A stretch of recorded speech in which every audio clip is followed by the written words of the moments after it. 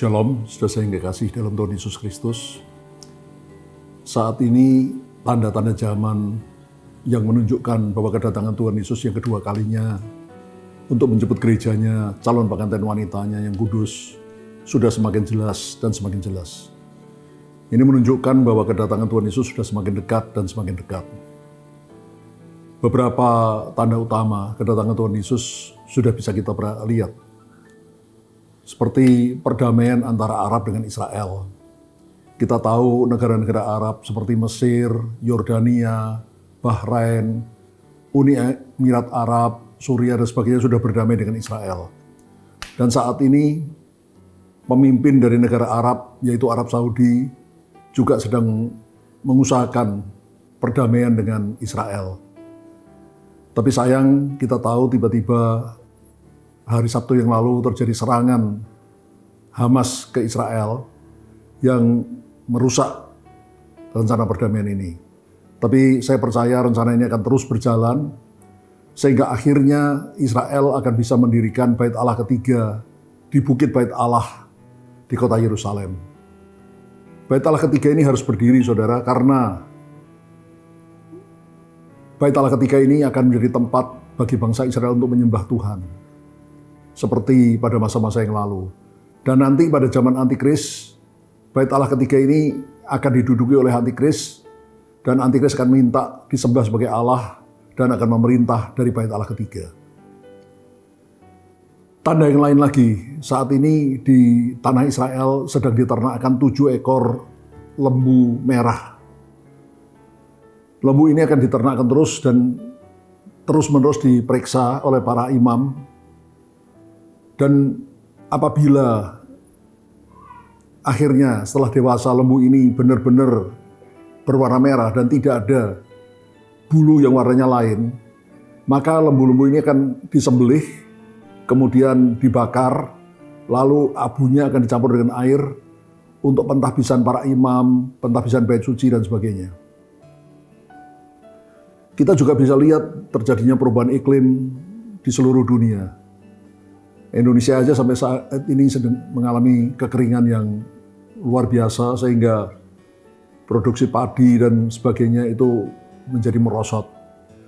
Bahkan di dunia ini sudah ada 22 negara yang menolak untuk mengekspor bahan pangan mereka karena mereka mengutamakan rakyatnya sendiri. Saudara, perubahan iklim ini juga menimbulkan bencana banjir, angin ribut, tanah longsor dan sebagainya. Juga gempa bumi terjadi berkali-kali di berbagai tempat yang menelan korban jiwa yang sangat besar. Saudara yang kekasih, belum lagi terjadinya penyakit sampar, yaitu COVID-19, yang melanda ke seluruh dunia. Dan tanda yang terakhir tentang kedatangan Tuhan Yesus adalah Injil akan diberitakan ke seluruh dunia, menjadi kesaksian bagi semua bangsa. Sesudah itu barulah tiba kesudahannya. Dan saat ini, saudara, berita Injil sudah tersebar kemana-mana melalui multimedia. Sehingga orang-orang yang mau melihat berita Injil bisa melihat atau mendengar berita Injil itu dengan mudah. Perkara mereka tidak mau mendengarkan itu bukan masalah. Tapi kesempatan sudah Tuhan berikan supaya semua orang bisa mendengar berita Injil. Lalu apa yang harus kita kerjakan, saudara, dalam keadaan seperti ini menjelang kedatangan Tuhan yang kedua kalinya? Rasul Paulus menuliskan pada jemaat di Korintus supaya kita mengusahakan diri kita menjadi sempurna. Bahkan di dalam suratnya kepada jemaat Tesalonika, Paulus menuliskan usahakan agar roh, jiwa, dan tubuh kita terpelihara sempurna menjelang kedatangan Tuhan Yesus yang kedua kalinya. Saudara, bagaimana ini mungkin? Di tengah-tengah dunia yang semakin jahat dan semakin jahat, semakin mengerikan. Kita harus menjadi sempurna, tubuh, roh, jiwa, dan tubuh jiwa dan roh kita menjadi sempurna. Rasa-rasanya seperti tidak mungkin. Tapi kalau Tuhan memerintah itu pasti bisa, saudara. Caranya adalah kita harus mendekatkan diri kepada Tuhan. Kita harus menempel kepada Tuhan Yesus seperti ranting menempel pada pokok anggur. Lakukan saat teduh tiap hari, berdoa, memuji menyembah Tuhan, lalu baca Alkitab, direnungkan, disimpan dalam hati, lalu dilakukan dalam hidup.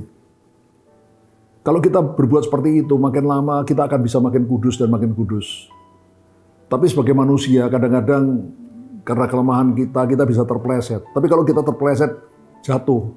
Jangan tetap tinggal tergeletak, tapi cepat bangkit kembali, saudara. Ya, karena tangan Tuhan yang perkasa akan menolong kita, diulurkan untuk mengangkat kita kembali. Sehingga kita kembali hidup kudus. Saudara, kalau kita terus berjalan mengikuti pimpinan Tuhan, kalau sebentar lagi Tuhan Yesus datang untuk menjemput gereja yang kudus, maka tubuh, darah dan daging yang bisa berdosa ini, itu akan diubah menjadi tubuh kemuliaan.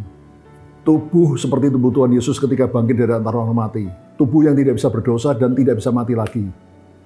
Dan kemudian kita akan rapture menyongsong Tuhan di angkasa, lalu kita masuk ke dalam surga, kekal mulia selama-lamanya. Haleluya. Amin.